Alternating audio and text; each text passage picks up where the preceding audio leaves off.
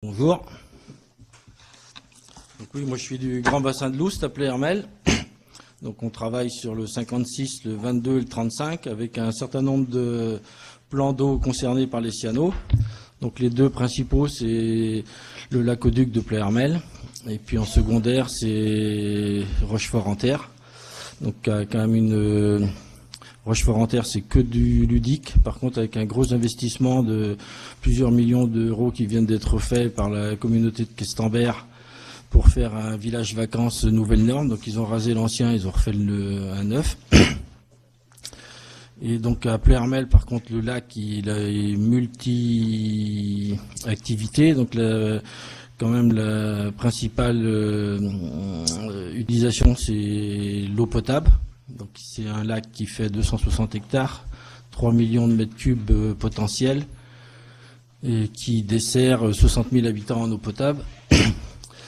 Par chance, c'est quand même sur le Morbihan, mais ça commence à être un peu partout, mais on a une interconnexion qui est très bien faite. Et en plus, suite à une grosse pollution d'une scierie des Côtes d'Armor dans les années 70 avec du xylophène, on a été obligé de tirer une ligne supplémentaire pour capter de l'eau potable dans l'Oust. Donc, ce qui fait que l'été, quand on a des explosions de cyanobactéries et que tous les filtres, les pré-filtres se bouchent, et ben dans ce cas-là, on va pomper directement à 8 km de là dans le Loust. Donc le lac-Auduc, les premiers souvenirs de cyanobactéries remontent quand même aux années 70 par les gens qui étaient du terrain, qui se rappellent avoir vu une couleur verte des petites algues. Donc à l'époque, ils ne savaient pas que c'était des cyanobactéries, mais certains trouvent que ça a de bougres ressemblances avec ce qu'on connaît actuellement. Sur les 3 millions de mètres cubes, donc il y a eu une bathymétrie qui a dû être faite au début des années 2000 qui montrait déjà qu'il y avait un tiers du lac qui est rempli de vases. Donc en amont du lac, donc c'est le BV du Livelle, parce que la rivière qui alimente le lac-Auduc, c'est la rivière de Livelle qui fait 335 km de chevelu et qui est donc 38 000 hectares.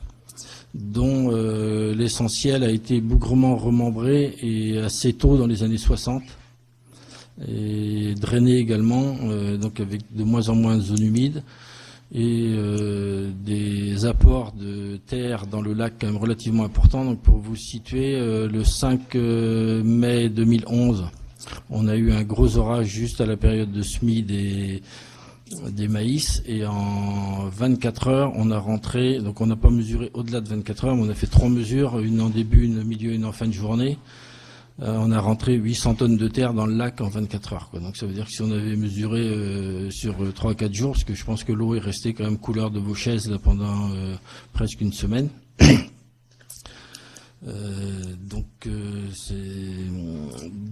Du coup, cette même année, 2011, on a eu une explosion très importante de cyanobactéries. Donc on a eu 4,8 tonnes de poissons ramassés en 24 heures. On a eu une centaine de canards morts. Donc moi qui suis chasseur, je pensais que les canards, putain, ça bouffe que de la merde du matin au soir et que ça résistait à tout. Et ben non, là ils sont morts. Donc ça a été quand même une surprise relativement importante.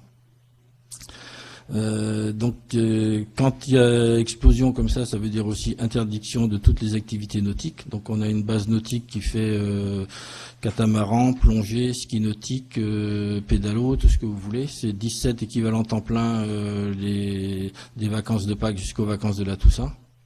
Donc ça veut dire des gens qui se retrouvent en chômage technique. Et la presse qui monte ça en épingle, puisque vous savez très bien que les journalistes, ils ont quand même une page blanche à noircir tous les matins, et quand ils voient qu'il y a un truc qui peut faire du buzz facilement, ils en mettent des tartines et des tartines. Et le principal accusé dans ces cas-là, c'est le GBO, en disant mais qu'est-ce qu'ils foutent, depuis le temps qu'on les paye, on a encore des explosions de cyanobactéries, quelle bande de bons à rien. Donc du coup, vous avez le président de la Comcom et tous les élus qui, dans ce cas-là, essayent toujours de trouver un bouc émissaire, c'est toujours comme ça. Donc c'est une situation assez compliquée. Donc dans le fin des années 90, donc le président du GBO à l'époque avait fait installer un gros tuyau d'injection d'air dans le fond du lac pour créer de la turbulence d'injection d'air. À l'époque, des souvenirs de gens qui ont connu ça, ça fonctionnait assez bien. Par contre, c'était d'un entretien très coûteux, avec aussi des gênes par rapport à certaines activités nautiques. Donc c'est un système qui a été abandonné. Le tuyau est toujours au fond du lac, mais 5 mètres près, personne ne sait trop où il est. Après, il y a eu un peigne à sédiments qui a été mis en place en amont du lac à l'arrivée de la rivière.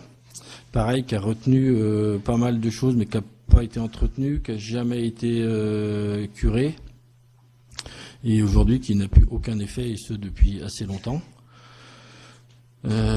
Après, donc il y a eu, suite à la bathymétrie des débuts des années 2000, un projet de curage du lac. Et là, donc l'appel d'offres, les consultations qui avaient été faites faisaient apparaître quand même, parce que c'était au tout début de l'euro, donc peut-être que les chiffres impressionnaient moins que maintenant, parce que c'était la première année de l'euro en 2002, mais ça tournait quand même entre 30 et 40 millions d'euros. Hein. Donc ça veut dire que s'il fallait le refaire aujourd'hui, depuis le temps qu'on rentre de la vase dedans, on serait nettement au-dessus des 50 millions d'euros. Après, c'est quand même un projet qui a été relancé il y a 3-4 ans, donc on a fait le tour des gens qui ont déjà curé, style Jugon des Lacs, parce que je pense que sur les Côtes d'Armor, pas mal connaissent. Donc c'est des gens qui ont mis quand même beaucoup d'argent dans le curage du lac, et 2 ans après, ils avaient à nouveau des cyanobactéries. Donc là, ça a bien refroidi tout le monde. Par chance, eux, ils ont des autorisations que nous, on n'arrive pas à avoir, c'est que il y a toujours des épandages de sulfate de cuivre qui se font. Donc c'est... Et nous,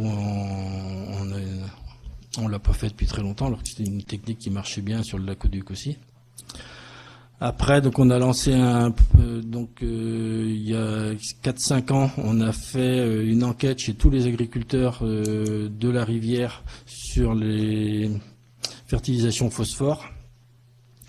Donc on s'apercevait, parce que c'était avant l'obligation de fertiliser à l'équilibre en phosphore, hein, la balance phosphore maintenant doit être respectée, mais ça ne l'était pas il y a encore 5-6 ans.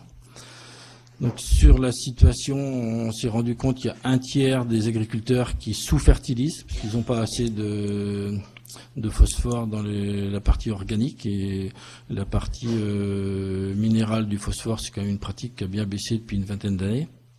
Il y a un tiers qui était à l'équilibre et un tiers, ça va le faire. Et putain, c'est bien tes panneaux là, bien classe, on se croirait chez Pujadas, disons. Et un tiers qui surfertilisait. Donc ça veut dire que si on fait grosso modo la moyenne, tout le monde était déjà à l'équilibre. Il suffisait de mettre en rapport ceux qui surfertilisent et ceux qui sous-fertilisent. Bon, ça a été très très compliqué. Et puis la crise de la volaille arrivant, puisque nous on a quand même une grosse production de danes, et les fientes de danes c'est très excédentaire en phosphore. On a eu la chance que malheureusement avec la crise économique, 100% quasiment de la viande de dane qu'on mange aujourd'hui en France vient du Brésil, donc la plupart des poulaillers ont fermé. Donc c'est un problème qui s'est solutionné tout seul. Après, dans le cadre du programme Brest-Bocage, on a mis en place au moins sur tout ce qui était anti-érosion, proposition de haies. Donc on en a quand même fait 110 km, donc c'est au-delà de nos espérances. Mais bon, malgré tout le monde n'a pas fait. Il aurait presque fallu faire plus de 500 km pour réussir à vraiment en mettre là où c'était important. Je pense qu'une des solutions ce serait aussi d'avoir des bandes enherbées beaucoup plus larges que ce que la législation impose. Et puis là, on vient de mettre en place un contrat territorial milieu aquatique, hein, CTMA. Donc le cabinet d'études qui a fait l'étude nous avait sorti un programme à 17 millions d'euros, hein, parce que je vous rappelle qu'il y a quand même 335 km de rivière. Donc ça dépassait largement nos moyens financiers. Donc là, on est parti sur un programme de 4 millions pour la première tranche qui a démarré en 2015. Et on avait quand même plus de 700 buses mal calées. Donc ça participe quand même pas mal à réchauffer l'eau, parce que bon, je pense que les spécialistes des cyanos vous diront que la température de l'eau est quand même relativement importante à regarder. Et on a une quantité astronomique aussi d'abreuvement direct à la rivière, où les vaches vont encore dedans. Donc comme vous savez tous que maintenant avec les smartphones et tout ça, tout le monde dénonce tout le monde. Dimanche, j'ai encore reçu une photo d'une vache en train de pisser dans la rivière sur l'Yvel, hein, donc sur mon portable. Mais bon, nous on est là pour faire de la pédagogie, pas de la répréhension. Et puis après, moi je suis, vous verrez ce que vous dire tous les spécialistes dans la journée, mais moi je suis un de ceux qui croient le moins à une solution sur le lac Auduc. Donc ça n'empêche pas qu'avec l'université de Rennes 1, l'Agro, ça on a monté un projet suite à un appel à projet de Bruxelles, Interreg, avec des Anglais pour proposer un programme d'action sur les 3 ans qui viennent. Donc un dossier quand même relativement lourd. Mais il y a quand même un élément important que moi je considère qu'il faut prendre en compte, c'est quand même le changement climatique.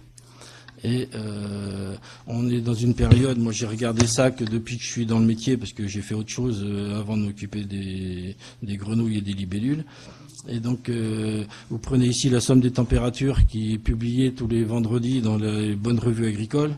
Vous voyez, somme des températures base 0 pour la pousse du blé sur les 10 premiers mois, la moyenne décennale 3200 degrés, l'année que j'ai sous les yeux 3450, hein, et c'est vrai tous les ans, on a entre 10 et 15% de degrés supplémentaires par rapport à ce qu'on a connu les 20 dernières années. Et ça, vous ferez ce que vous voudrez, mais on ne luttera pas contre ça. Et tous les spécialistes cyano de la journée vont vous dire que la température de l'eau est importante. Et tant qu'on aura du réchauffement comme ça, on pisse dans un violon, on se fait plaisir, point barre.